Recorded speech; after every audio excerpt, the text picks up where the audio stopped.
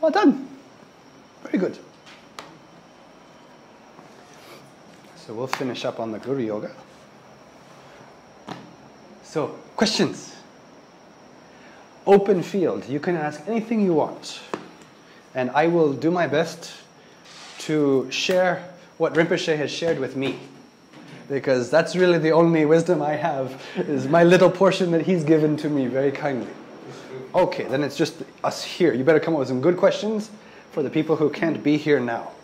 Okay, one question is that because for this one, we also have some Chinese translation. Yes. In meaning. Yes. Okay, yes. Because we make the translation here, one is the sound like this for visiting. And then we have two parts. One part is the Chinese, but it's only for visiting. Doesn't mean anything. It sounds like this. And then the second line is the real Chinese. The meaning. Yes. But for you, because this is all Tibetans, do you know exactly what inside? Yes. I first start practicing in English. Okay. Because the first thing you want to learn is the meaning. You must get the meaning. Okay. If you don't understand your practices, then you're like a parrot. Yes. It is okay. You can make some sounds of garbled Tibetan. That's wonderful. Okay. Maybe a little bit of blessing will come through. But the real blessing is when the meaning starts coming in your mind. Okay. And so I always recommend first recite in your own language. Okay. First recite in your own language. We did Tibetan because maybe that's just easier. That's one we can share. We can both do at the same time. If I do in English, maybe none of you understand. Okay, good. So first start with your own language, so you get comfortable, and you go slowly through. When you want to develop familiarity with the whole practice, you don't need to do the whole practice.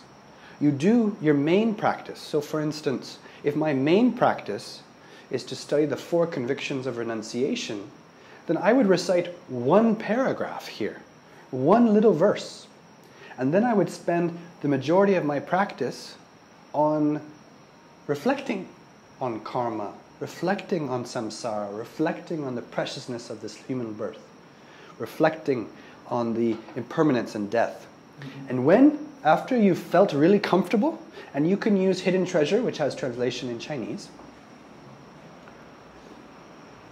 there are many points in there that you can study and reflect on. And then, when you feel comfortable with that, okay, you recite the 4 convictions, and now you focus on the lineage, developing confidence in the lineage. And so, maybe you read the first 6, or the first 9. Oh yeah. I forget how many there are. Maybe 9, I think, in the first short.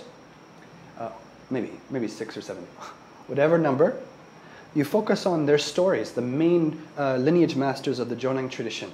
These are the heads of the monasteries and the people who were responsible for mainly transmitting these teachings, these incredibly precious teachings.